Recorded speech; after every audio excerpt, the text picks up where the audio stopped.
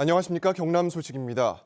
휴일인 오늘 경남 지역은 대부분 흐린 가운데 낮 최고 기온이 7에서 13도로 평년보다 3에서 4도가량 높았습니다. 오늘 밤부터는 해안가와 일부 내륙에 강한 바람이 불어 기온이 내려가겠고 모레부터 경남 지방에는 다시 한파가 찾아와 낮 최고 기온이 큰 폭으로 떨어지겠습니다. 국립수산과학원은 이달 서해와 남해 해안에 간헐적인 강한 한파로 수온 급하강 현상이 발생할 수 있다고 예상했습니다. 수산과학원은 지난달 하순 서해, 남해 연안은 1월 중순 이후 빈번한 한파 영향으로 수온이 급하강했다며 가두리 양식장에서 저수온 피해를 입지 않도록 주의를 당부했습니다. 남해안 가두리 양식장 가운데 저수온에 약한 돔류와 쥐치류는 23%를 차지하고 있습니다. 경기 침체 속에서 개인 파산이나 회생제도 이용자가 꾸준히 늘고 있습니다.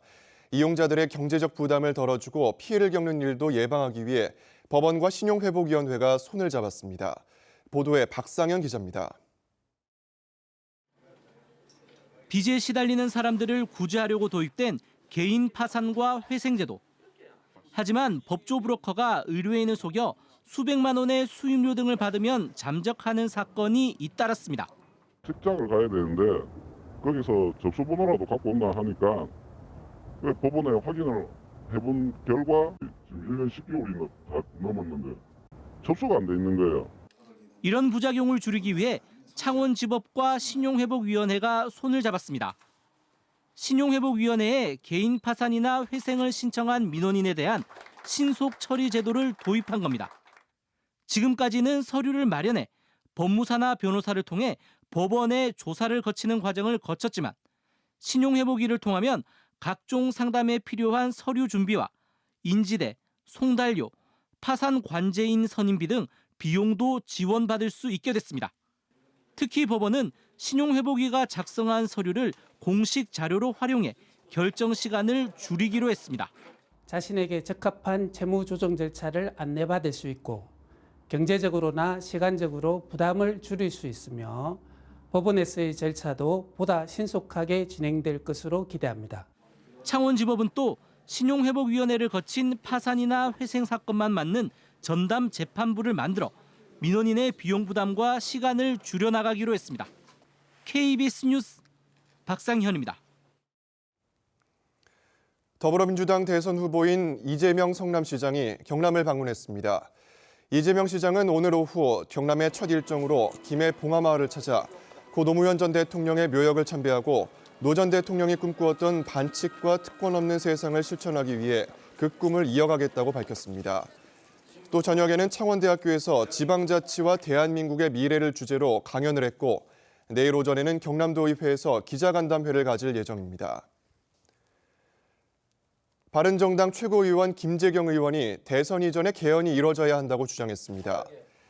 김 의원은 제왕적 대통령제의 폐해가 국정농단 사태에 이르렀다며 이 같은 내용을 내일 바른정당 최고위원회에서 밝힐 예정입니다. 조기 대선을 감안하면 개헌까지 시간이 부족하다는 주장에 대해서는 1987년 석 달여 만에 개헌이 이뤄진 전례를 들며 대권 주자들 간 합의가 성사되면 가능하다고 설명했습니다. 2017년 서민자녀 교육지원 사업이 이번 달부터 본격적으로 시작됩니다.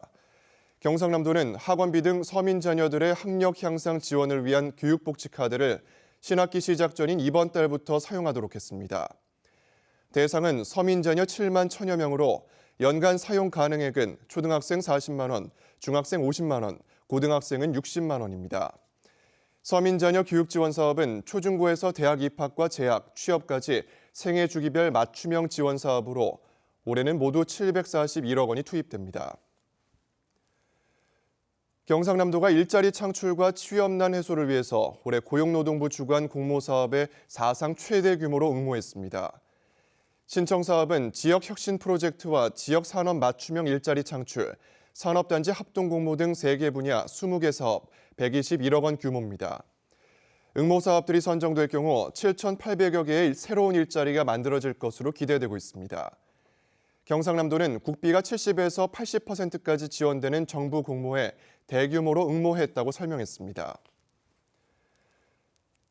지난달 경남 지역에서 일어난 화재로 10명이 다치거나 숨지고 수십억 원의 재산 피해가 났습니다. 국민안전처가 조사한 지난달 화재 통계에 따르면 경남에서는 364건의 화재가 나 3명이 숨지고 7명이 다쳤으며 재산 피해도 47억 원에 달했습니다. 전국적으로 지난 1월에 발생한 화재는 4,000건으로 경남이 경기도와 서울에 이어서 전국에서 3번째로 많았습니다. 관원을 성추행한 체육관장에게 징역형이 선고됐습니다. 창원지법 제4형사부는 13살 미만 미성년자를 강제추행한 혐의로 기소된 체육관장 50살 김모 씨에게 징역 6년을 선고하고 성폭력 치료 프로그램 80시간 수강을 명령했습니다. 김 씨는 지난 2015년 자신이 운영하는 체육관에서 당시 8살이던 제자를 7차례에 걸쳐 성추행한 혐의로 기소됐습니다. 경상남도를 비롯한 시군이 올해 중소기업 제품 구매를 더욱 확대하기로 했습니다. 지금까지 경남 소식이었습니다.